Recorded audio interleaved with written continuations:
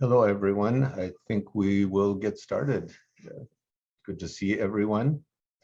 I will do quick introductions and then start the presentation, and we'll have some time for discussion and to chat.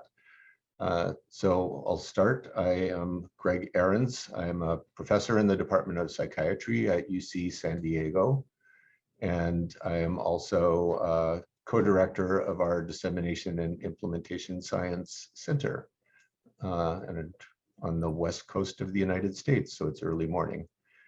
Karina, you want to go?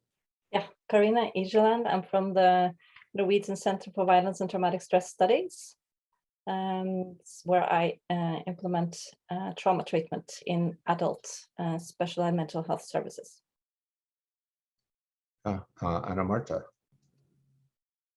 Yeah, so I'm Anna Marte Solheim Skar. I also work at the Norwegian Center for Violence and Traumatic Stress Studies, where I have the responsibility for implementing trauma-focused treatment in the child specialized services.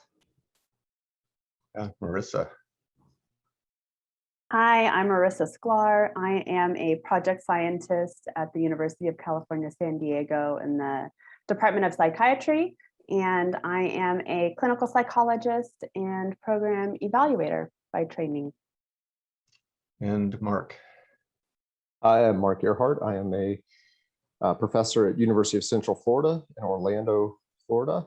I am an industrial organizational psychologist specializing in leadership and organizational climate, and have been collaborating with Greg for a number of years now, studying the role of the organizational context in implementation effectiveness. Okay, wonderful. So welcome. We're so happy to be here with you all virtually. And I am working on advancing the slides. So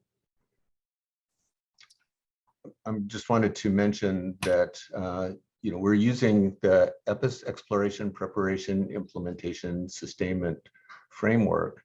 And if you will notice, both in what we call the outer context or the systems, so thinking about in Norway the health trusts across the system, leadership is one of the key constructs that we consider important in implementation. And also in the inner context, which is the organizations, the clinics where services are provided, leadership is also important in that process. And one of the features of the EPIS framework is that there are these 4 phases, and we consider outer context and inner context as we move through the phases of implementation. So in exploration phase, while we were adapting LOCI, working with Anna Marta and Karina and Covetes, while we were adapting in the exploration phase, we did activities thinking about that outer context and inner context, as well as in the preparation phase where we're getting ready to implement. And when Encovetes was implementing, thinking about that outer context leadership, inner context leadership and climate as well. So we have integrated the use of this framework in this process. So we just want to play a brief video to tell you a little bit about LOCI, and then we'll tell you a little more detail. Many organizations want to use evidence-based practices that improve client outcomes and generate savings. Too often, they'll send their providers off to get trained on a particular practice and assume that will be enough. But when those providers get back from training, they struggle to adopt the practices without the needed support and resources. LOCI, which stands for Leadership and Organizational Change for Implementation, is a multifaceted leadership development package that guides organizations like hospitals and mental health clinics to use evidence-based practices as part of their daily workflow. LOCI doesn't just focus on convincing a single leader about the importance of evidence-based practices. Instead, LOCI works with your entire organization to identify and remove barriers to delivering evidence-based practices. LOCI also works directly with leaders to identify creative and meaningful ways to support frontline workers in using evidence-based practices to address client needs. LOCI goes beyond simple, out-of-the-box, one-time workshops by providing tailored solutions to address the unique needs of your organizational leaders. Throughout the LOCI process, our team will work with your organization to collect data that is used to educate leaders about how their teams view their leadership efforts and their support for evidence-based practice. LOCI facilitators then work with your organization's leaders to create action-oriented plans to effectively move their teams and organization forward in the implementation process. Coaching sessions and organizational strategy meetings allow leaders to reflect on their progress toward their goals and brainstorm ways to further align their efforts to establish a culture that promotes evidence-based practices. There is no silver bullet for implementation, but by bringing leaders across levels together to align attitudes and efforts related to evidence-based practices, we can maximize the likelihood for achieving effective implementation and ultimately improve the health and well-being of patients and clients.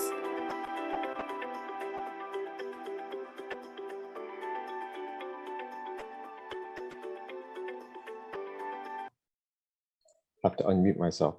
When we first started developing LOCI, we had a kind of a primary focus on first level leaders, or the leaders of the service providers, clinicians, et cetera. And there were at least two reasons for that. One was that we thought that they were the ones that are going to have the biggest impact on those staff who are actually implementing the practices. And the other is that those leaders are often overlooked when it comes to leadership development, that a lot of leadership development focuses on higher level leaders, but those lower level leaders are often a provider one day and then a leader the next day, and they get very little support in terms of their leadership development. And so we wanted to work with those leaders to help them to develop their leadership and specifically focus on how to lead change, how to lead implementation effectively, and how to, we wanted to work with them on how to build an implementation climate in their units, in their teams. In other words, to put into place the policies, practices, procedures, systems that would support staff in implementing effectively and send a consistent message that the implementation of evidence-based practice is a priority in their team. And our sort of theory of change here is that by doing so, by creating that climate and in their teams, that would enhance the knowledge, skill, ability of their staff, enhance the motivation of their staff, provide, enhance the citizenship behavior or the kind of the peer supports amongst the staff. And all of that would ultimately increase the use of that practice with fidelity. And then of course, beyond that, there would be the benefits for the client or the patient in the long term. Now, early on, we realized that although I think the focus on those first level leaders was a good one and an appropriate one, we realized that was not enough, and we needed to do more than just focus on those leaders. We needed to focus on the higher levels in the organization as well. And so we shifted to making it more of a leader intervention to making it really an organizational intervention. That those first level leaders only have so much power. They only have so much resources at their disposal. And so we really needed to bring the higher levels of leaders, the directors, the executives on board to create leadership alignment across the organization, such that it was consistent across levels, that as a consistent message that implementation was a priority in the organization. So there'd be communications coming from higher levels in the organization that this was a priority, not just from the first level supervisor, that there would be structures and processes at the organizational level that would support what was needed at the team level, as well as other things, resources for maybe incentives or a lot of hiring processes take place at higher levels in the organization. So doing all those things organizationally that are necessary to support the lower level teams and ensure that they can actually maximize their opportunity to create the implementation climate in their units. In developing LOCI, we've really kind of have identified 6 core principles that we think are central to our thinking and how we approach this leadership and organizational intervention.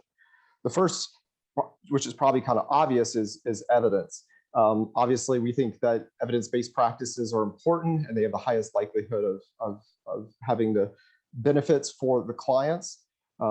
So we try to work with organizations to make that a central priority and goal in their organization, in their culture. But we also have tried to use the best evidence available to us in creating the LOCI intervention as well. We've already mentioned the word alignment multiple times. We talk a lot about alignment, about aligning leaders across levels in the organization, but also climate is essentially about alignment, kind of horizontal alignment. You're making sure all the systems and processes and procedures all are consistent in supporting the implementation effort. We noticed that early on that communication comes up a lot. Leaders think that they talk about something a lot, but then you talk to the staff and they say, no, we don't really hear about that much. So the importance of communication across levels, communicating in different ways, making sure that you're packaging your message in different ways to ensure that it gets through as you intended. Feedback is central to LOCI.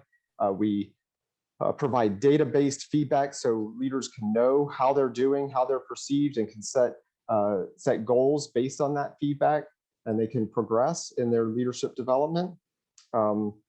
We focus on sustainment. As Greg likes to say, you begin with sustainment in mind. From the very beginning, we're thinking about how do we get these changes institutionalized into the organization, integrated into the processes so it can have an impact over the long term. And finally, we emphasize being adaptive and flexible, that we're not trying to force leaders to do something. We don't impose something on them that says, you have to do it this way. But instead we say, here's a structure and here's some ideas about what makes for effective leadership. Now you pick the priorities. What do you think is going to be most effective in your context? And you set your goals so that there's ownership by the leaders in their development process. And next slide, and so ultimately these are the pieces, kind of the components. I think the video mentioned, it's not just, there is a leadership training aspect, but it doesn't stop there. So we have a leadership training, it's a 2-day training. There is a didactic aspect, a lot of interactive exercises, but really that's just to give people a familiarity with the concepts, implementation leadership, implementation climate, and that helps guide them through the later stages as they get feedback on these concepts and these dimensions through the survey. So that's the data-driven part, is the surveys and the feedback that they're getting to ensure that they can see their progress, and they also have they're making decisions based on data, and that's 360-degree kind of feedback. So they can see how they're perceived by others, below them, above them, self-ratings, etc. And all that feeds into the coaching, and the coaching is probably the most important part, because that's where we keep leaders engaged on a week-to-week basis and thinking about their goals, thinking about their progress, setting new goals, and that's kind of where the rubber meets the road, as we say. That's ensuring that these concepts and ideas are actually being put into practice. And then finally, there's the organizational strategy piece, not only working with the leaders at the lower levels, but ensuring that we're also talking to and working with leaders at the higher levels to support those lower level leaders.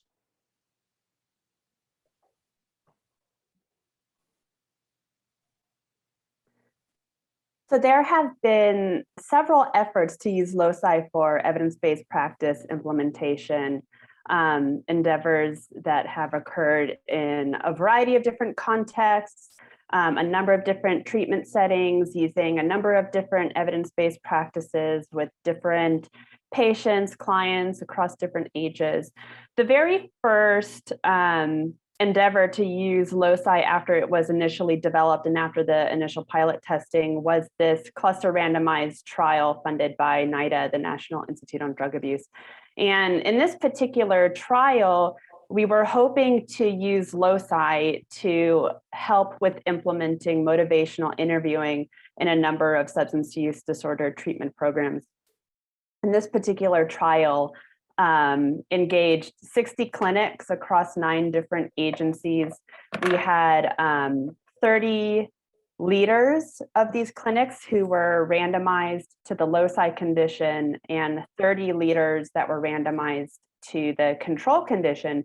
In this case, the control condition was like a standard leadership webinar that people would attend, a number of different webinars over the course of the project, just on general leadership principles. And this trial took place over 3 cohorts. And while I don't have this included on the slide, we had about 400 providers that were hoping to implement motivational interviewing, providers that were supervised by these LOCI leaders and control leaders. So to test the effect, I should mention that we are actually still working on some of these analyses, but we have some preliminary results that we'll be sharing today. So to test the effect of LOCI on our outcomes of interest, we used hierarchical linear modeling. This is because we have a nested data structure. As Mark mentioned, we have individuals who are completing assessments on multiple occasions. So we have repeated assessments nested within each individual. We have individual providers that are nested within clinics or leaders, and those clinics and leaders are nested within agencies or organizations. So to test the effect of LOCI, we examined the assessment by condition cross-level interaction effect. And we saw some promising results with regard to implementation climate and implementation leadership. This first graph here shows the results for a dimension of implementation leadership. This is proactive leadership. So this really refers to the extent to which the leaders establish clear goals for implementation, whether they are removing obstacles to implementation, whether they have developed a plan to help with implementation of motivational interviewing. Proactive leadership, it's rated on a 0 to 4 scale, with 4 being the highest level of proactive leadership possible. And we have 3 time points included here on this graph. As you can see, we have significantly greater improvements in proactive leadership in the LOCI condition versus the control condition here. You can go ahead to the next slide. The next slide shows a dimension of implementation climate. And this one is focus on implementation of motivational interviewing, whether people perceive that using motivational interviewing is a priority in their clinic, whether they think it's important, whether they think it's a main goal of the clinic to use motivational interviewing. Again, it's rated on a 0 to 4 scale, with 4 being the highest possible score. And we're seeing similar effects where we have significantly greater improvements in focus for MI implementation over time for the LOCI condition versus the control condition.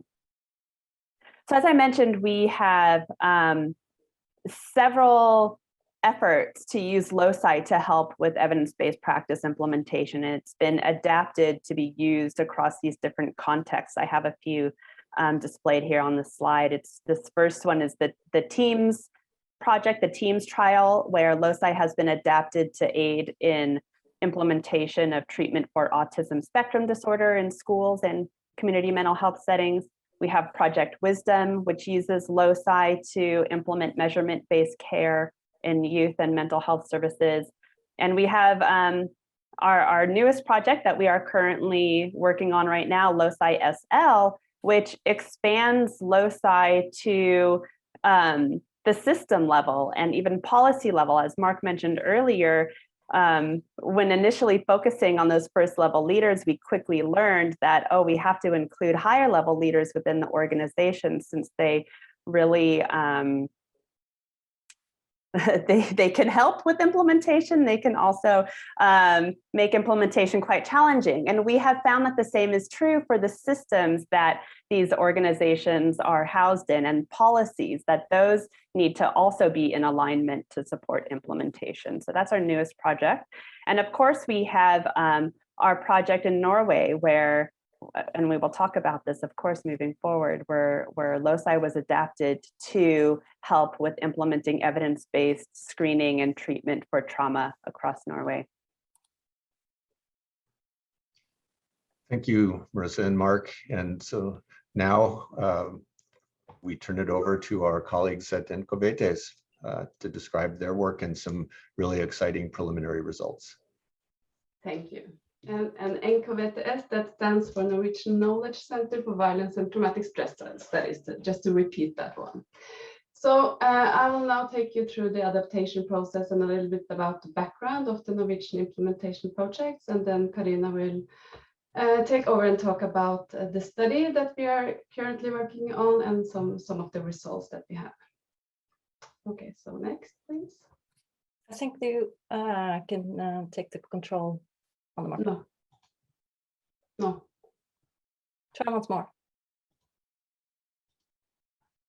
No. Sorry.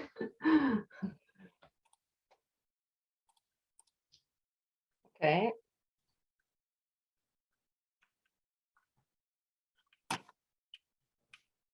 Of course. And So while we're working on this, someone asked, Amal asked if we can share the publication for LOCI, and I pasted in the link to implementationleadership.com in the chat. And so there are publications there, descriptions of LOCI, some tools, and other things that we described. So. Okay, Anna Marta, can I try it now? No, actually it doesn't work. I'm making like red dots. You're annotating our slides. You didn't want me to like draw the story?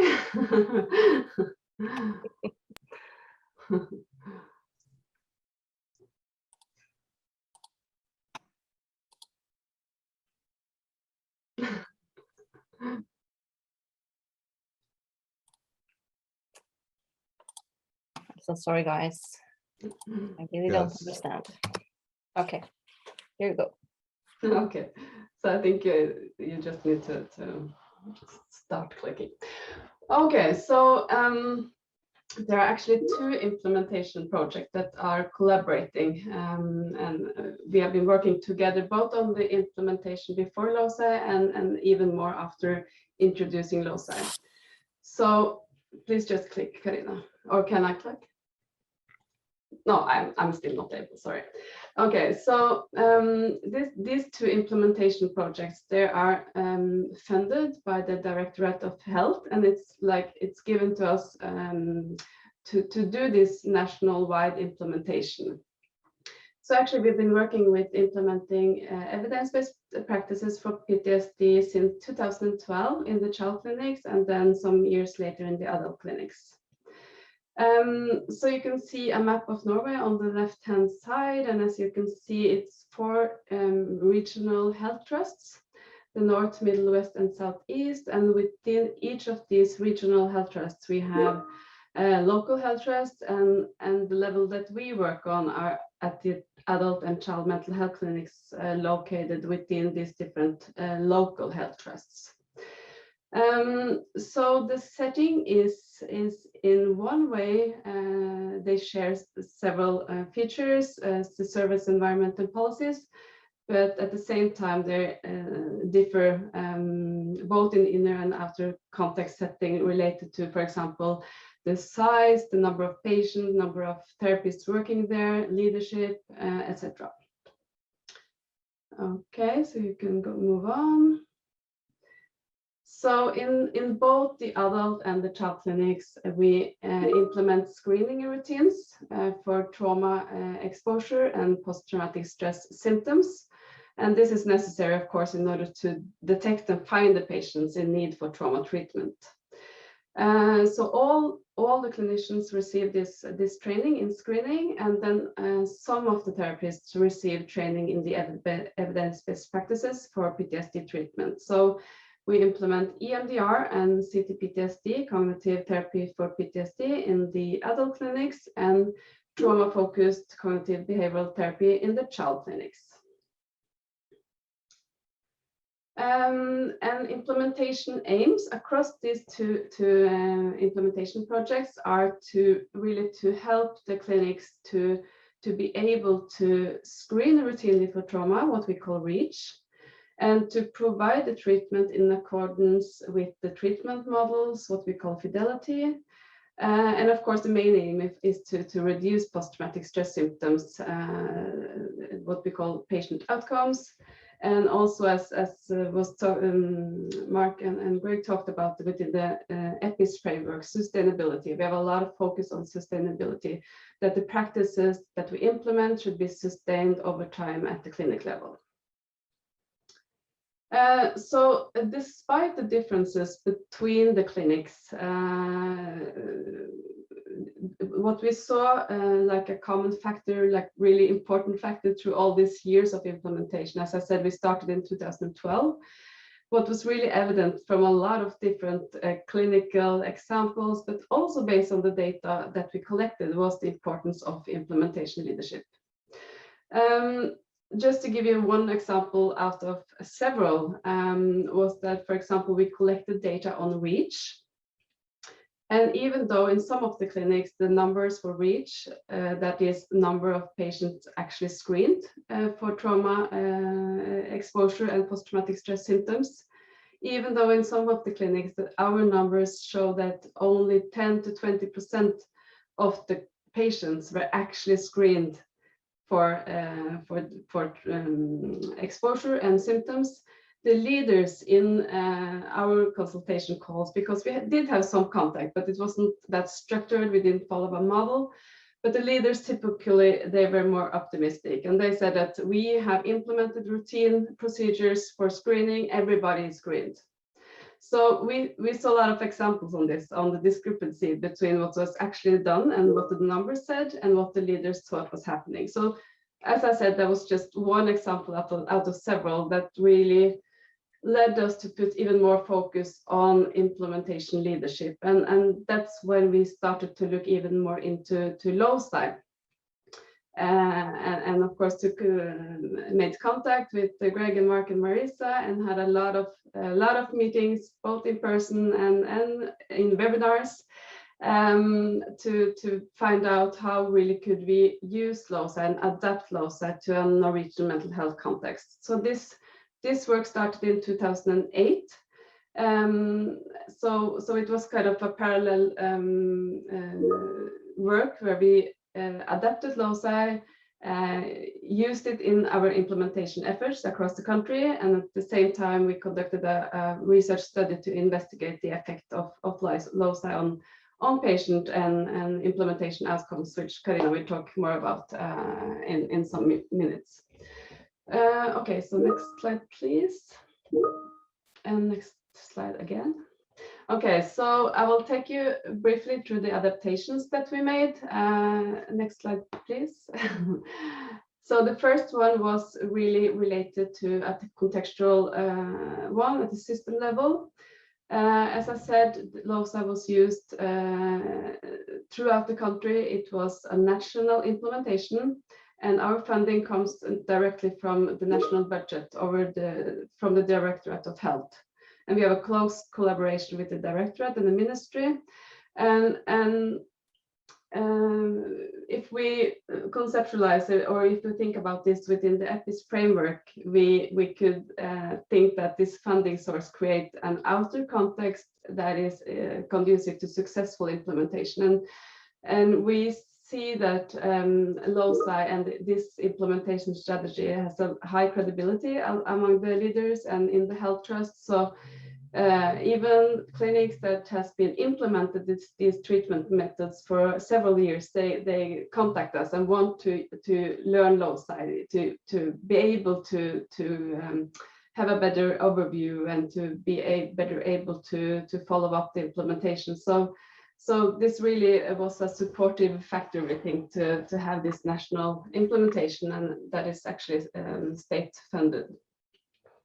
Next, please. Okay, so the next adaptation was that LOCI was rolled out in steps. So we trained the clinicians, all the clinicians at all the mental health clinics at baseline. And the first cohort of leaders received training or started 1 year LOCI training at the same time. But then again, the second cohort of leaders started 4 months after, and then the last group of leaders 8 months after the initial training of therapists. And this was a pragmatic approach. On the one hand, it allowed all the mental health clinics to receive LOCI. And at the same time, it allowed us to test the effect of LOCI on implementation and clinical outcomes. Also, we could think that maybe this could influence somehow the possibilities of the leaders to work on the implementation climate. You might think that it would be easier if all patients were trained in the same model, but at the same time, all practitioners were actually trained in the screening methods. So that was also an adaptation from the original one, which is, as you can see, a process and clinic level adaptation. So the third adaptation was related to the fact that only a subsample of the therapists received training in the evidence-based practices, which, as I said.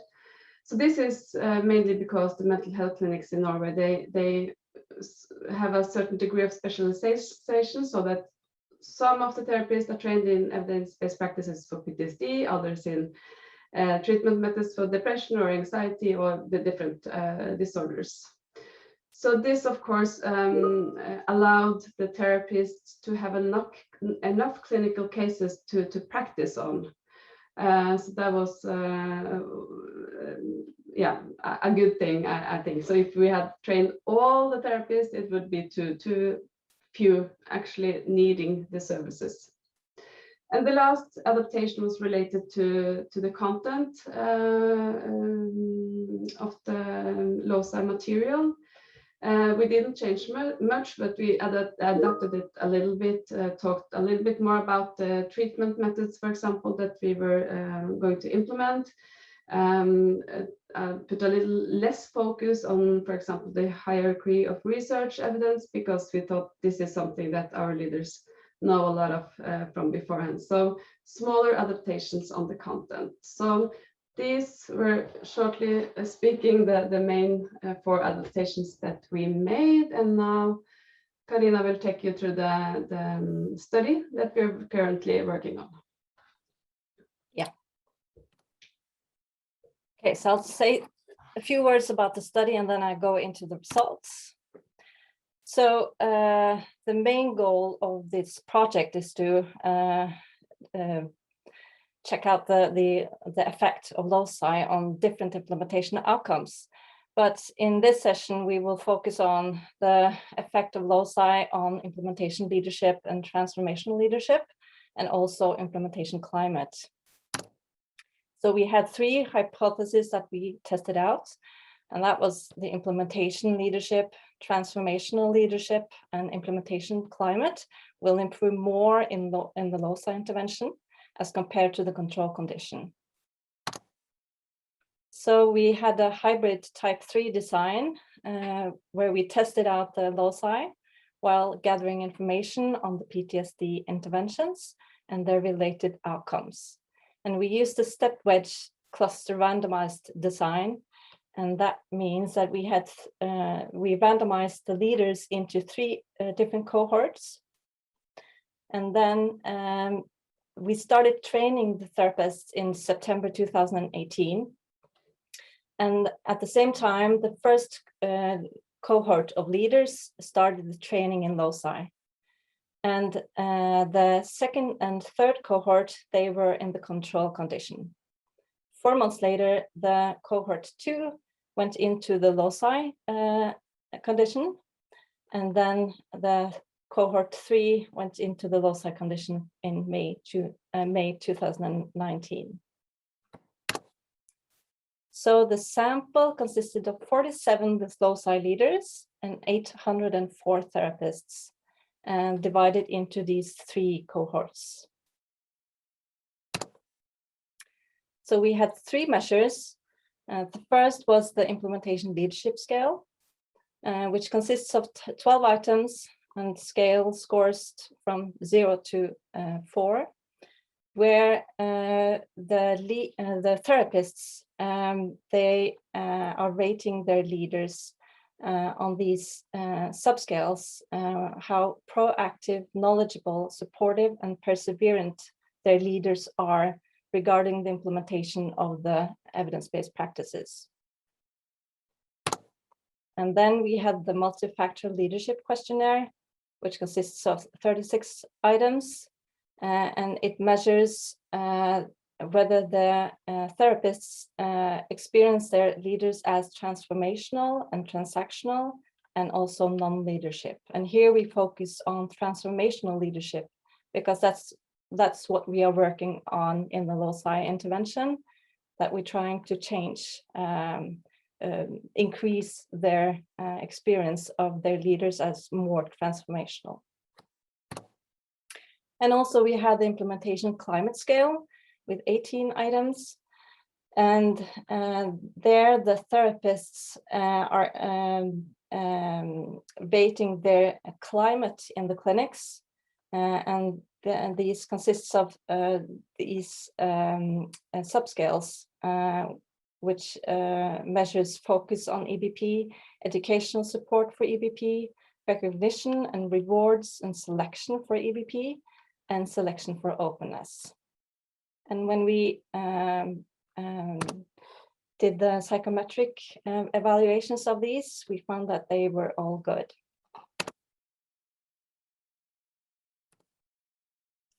Okay, so here are the results. So the first hypothesis was that implementation leadership will improve more in the LOCI intervention as compared to the control condition. So here we can see the ILS scale from 0 to 4. And then we have the measured time points here. So 0 is when the LOCI intervention started in all 3 cohorts. And then we have the different cohorts. So the red dots, that's the first cohort. And they had 1 time point in the control condition before the leaders went into the LOCI intervention. The green dots, that's the second cohort, and they had 2 time points in the control condition before they went into the LOCI intervention. And then the third cohort had 3 time point measures in the control condition before the leader went into the LOCI intervention. So here we can see that the therapists, they are rating their leaders quite moderately in the beginning, but then it decreases in the control condition. Before it is a significant change, an increase when the leaders are moving into the LOCI condition, and this is quite stable throughout the period. So we can see that this supports the hypothesis that we had. And this we can also see in the transformational leadership. The therapists are rating their leaders quite good in the beginning, but then this decreases when they are in the control condition, and it is a significant change when the leaders are going into the LOCI condition, and it's stable throughout the period. And we also see this in the implementations climate. So the therapists are rating the climate in the clinics moderate in the beginning, but this decreases as they are in the control condition, and we see a significant increase when the leaders are moving into the LOCI condition. And it's stable throughout the period. So we can conclude that the LOCI was beneficial for facilitating implementation leadership and a positive implementation climate.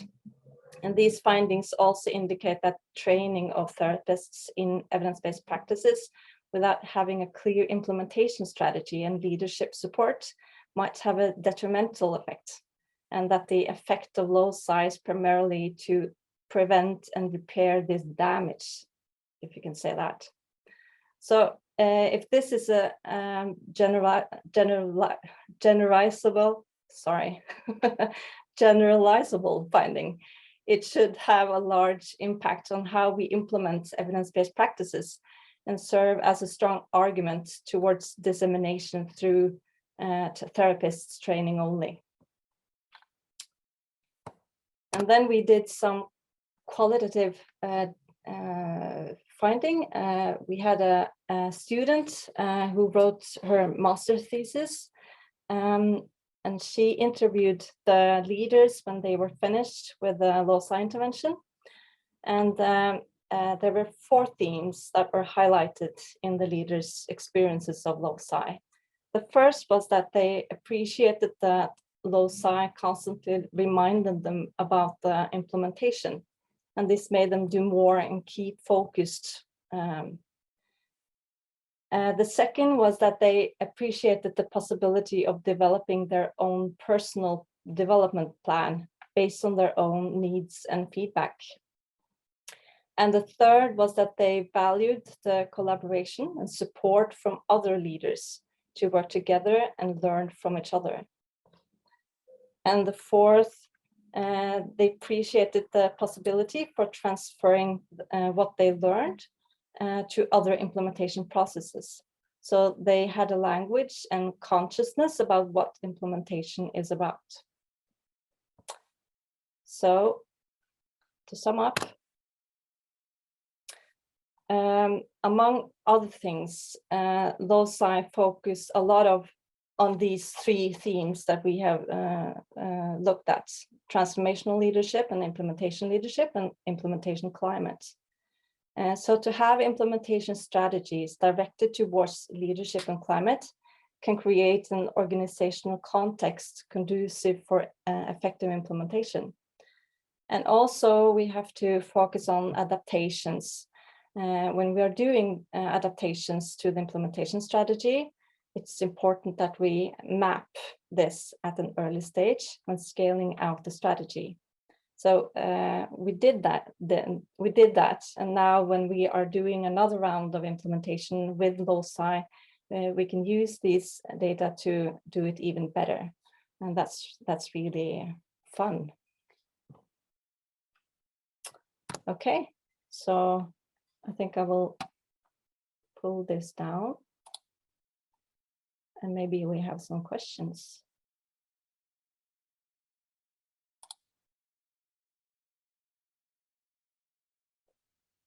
I'm not sure if any one of you have seen some of the questions in the chat.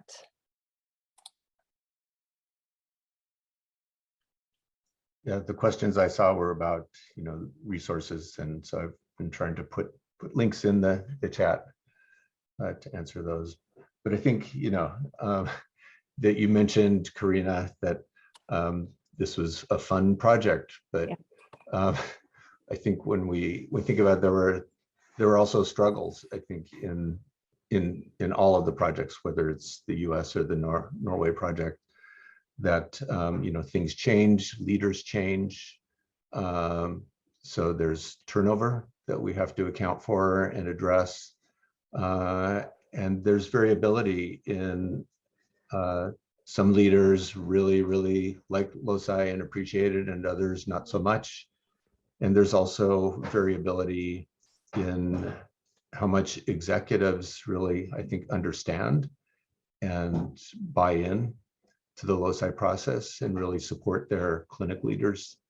So there's a lot of dynamics, a lot of things going on during these implementation projects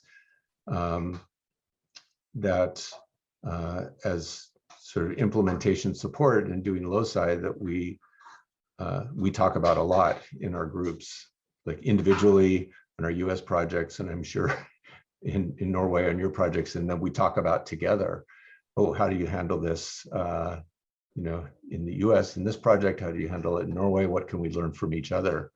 So sort of that adaptation and learning together has been a really good part of this work.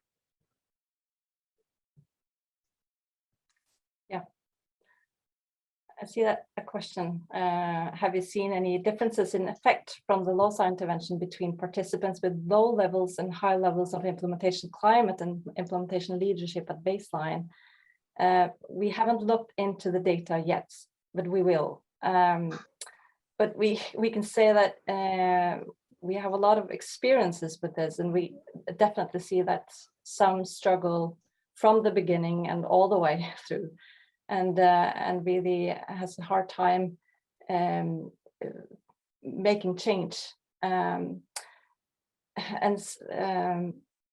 when I say it's fun, you know, I'm biased because I think working with implementation is so fun. But then I also have low expectations of what leaders and clinics will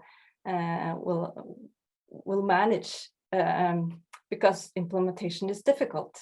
So and I think that is quite fun. But definitely there are some that struggle all the way, and we really try to learn from them. What can we do differently in these clinics that struggle? I'm not sure if anyone, Mark. Yeah. You go ahead, Greg, if you want to. I just wanted to say, you know, when we were developing LOCI, we also realized that, you know, leaders come, you have some strong leaders and not as strong leaders as you come into projects. And so when we were thinking about, you know, transformational leadership and developing the implementation leadership measure as well, they're very behavioral focused, because we would hear people say, well, leaders are born, not made. You know, how can you develop leadership? And so we try to focus on specific behaviors that leaders can learn and develop their knowledge and skills in that way. So, Mark, you had a comment? Yeah, I mean, I think an ongoing challenge, I think this question gets at sort of this ongoing challenge where, you know, some leaders and some teams are at a better point starting off, and not just in terms of their implementation leadership or implementation climate, but what we talk about in terms of sort of their molar climate. And so we've had this in our various iterations of LOCI, we've talked a lot about, you know, kind of that preparedness. Like some teams are just in a better spot to start. They have better communication. They coordinate better. They're just you know, better in a lot of ways, and it makes it a lot easier to transition into applying that in terms of, you know, some of the principles that we bring to the table. Whereas when you come in with some very dysfunctional into a very dysfunctional environment, you know, it's sort of like you're teaching an intermediate or advanced class, and they need remediation. And so trying to think through how to do that. Should there be some sort of pre-work that's necessary for teams that are you know, at a starting point that's less than ideal. But we also don't want to, you know, we can't do everything, and we can't, you know, come in. There's some changes that are bigger than what we can really meaningfully address in the amount of time that we have. So it's definitely something we talk a lot about and grapple with a lot. And I think ultimately we try to do the best we can given whatever the circumstances are. So even if there's a lot of dysfunction there, can we move the needle, you know, to some extent? You know, what can we do to improve things? And then if they're already doing well, then maybe we can really, you know, ratchet it up and a very high degree of effectiveness in their implementation.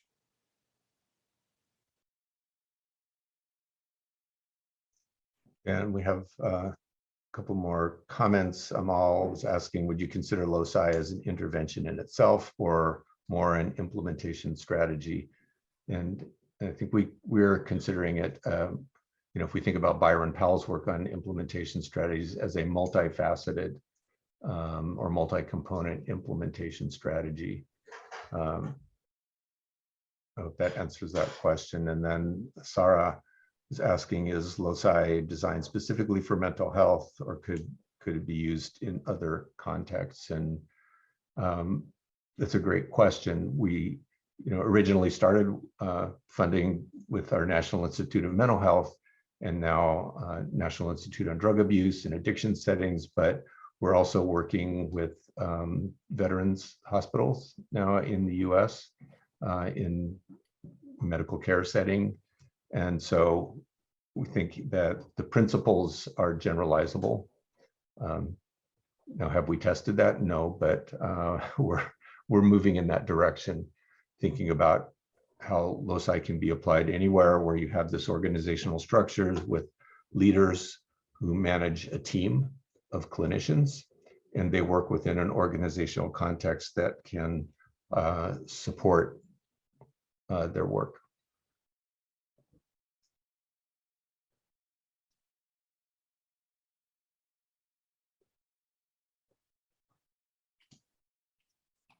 So I don't know if our panel has any other thoughts on that or other questions or discussion from the group, because it is, there's a lot of dynamics in this process. And part of it is, getting to know the organizations, getting to know the clinics. And so we often wonder, we're coming in as the implementation people, how are we being perceived? And how more and more we're thinking about how we can be co-creating and adapting and tailoring for organizations as we work through this process with them. Margaret had another comment. We don't always remember to evaluate cost-benefit ratio of implementation interventions. Maybe it would be interesting to see if the settings would, with better or less positive climate, benefit more or less from the intervention. And that's a great point. In our newest project, we have a cost analysis that's going to be part of the project. And it's not the cost of the clinical intervention, but it's the cost of implementation and the cost of the strategy. So we're hoping to be able to look at not just cost benefit, but return on investment and that sort of thing. Because LOCI is, it's multifaceted.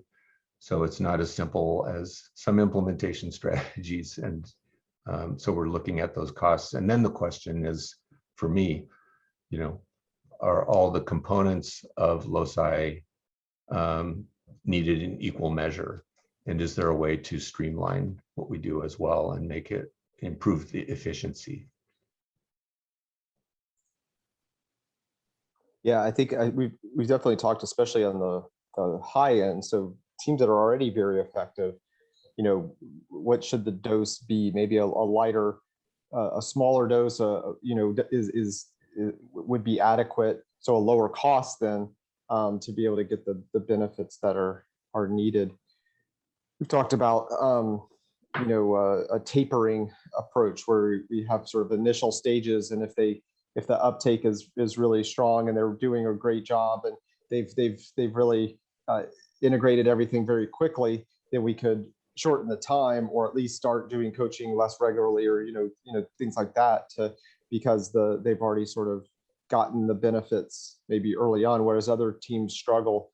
And so they kind of need a little bit longer of a time period because it's just taking such a long time to get things up and running. So those are other sort of adaptations and tailoring that we've discussed, but there's pros and cons on all of those, I guess. So, but they're definitely interesting issues to consider. Yeah, can I add to that? Because that's a very important question in Norway as well, because it really is, it's definitely more expensive to have the leaders into the LOCI intervention for a whole year instead of just training the therapists. But then we also know that it doesn't work. So how much should they spend on learning this? We have no idea. Our experience is that it really is a great program, and they learn a lot, and they can also use this in the implementation of other interventions. So, but definitely we should look more into the costs of it.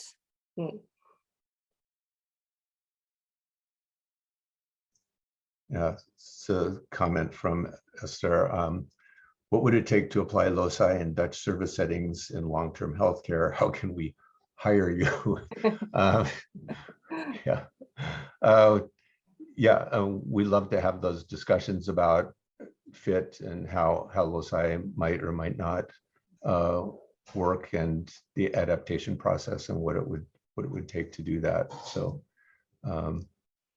yeah, I don't know, Esther, if you wanted to say a little bit more.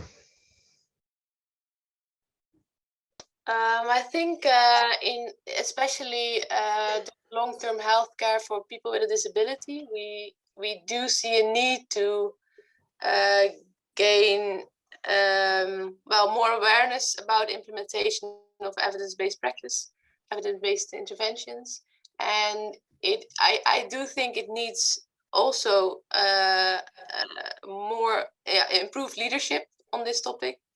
So we're really looking and searching for ways to do this.